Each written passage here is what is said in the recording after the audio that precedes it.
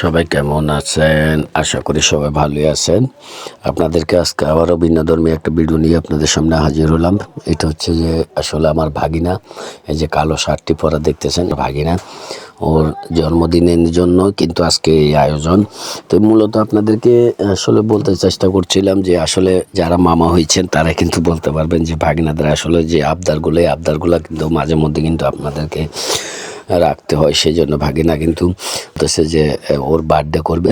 তো সেক্ষেত্রে কিন্তু ওর বার্থডে পালন করার জন্য ওর আব্বু ও এবং কি ওর আম্মু অলরেডি কিন্তু প্রস্তুতি নিয়ে ফেলেছে। আজকে কিন্তু এই বার্থডে, তো সেইটাই আমি মূলত একটা স্মৃতি তুলে ধরার জন্য, এই বার্থডে যে স্মৃতিটা ধরে রাখার জন্যই কিন্তু এই ভিডিওটা করা।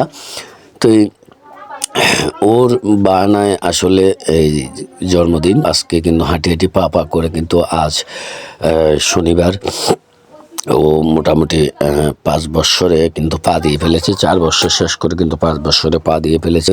এই যে আপনারা দেখতেছেন, আসলে সবাই কিন্তু জমকালো আয়োজনে খুবই আনন্দ উল্লাস করে কিন্তু ওর বার্থডেটা পালন করেছে।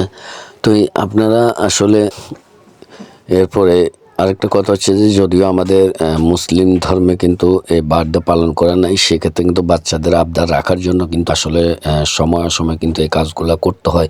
না হয়তো দেখা যাচ্ছে যে বাচ্চাদের যে মনটা আসলে খুব হয়। তো সেক্ষেত্রে কিন্তু এই কাজগুলো করা কিন্তু মুসলিমদের নাই, এটা আমি জানি। হয়তো অনেকে আমাকে বলবেন যে কমেন্ট করবেন যে ভাইয়া বা আমাদের মুসলিম ধর্মেরতে এটা কিন্তু পালন করা ঠিক না। এরপর আপনি বলছেন হ্যাঁ ভাইয়া ঠিক আছে, আপনার এই কথাটা আমি একবারে এক গুরুত্ব দিয়ে বলতেছি যে এটা আসলে আমাদের মুসলিম ধর্মাবলম্বীদের নাই। পরে কিন্তু আসলে বাচ্চাদের মন রাখার জন্য, তাদেরকে হাসি খুশি রাখার সময়তে দেখা গেছে যে মূলত আসলে এই কাজগুলো অনেকেই করে থাকেন, অনেকেই থাকেন।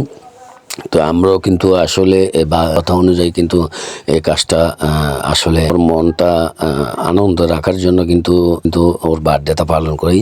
তো এখানে একটা কেক নিয়েছি এবং কি আপনারগুলা বেলুন টেলুন, এরপরে যে মানুষগুলো আসলে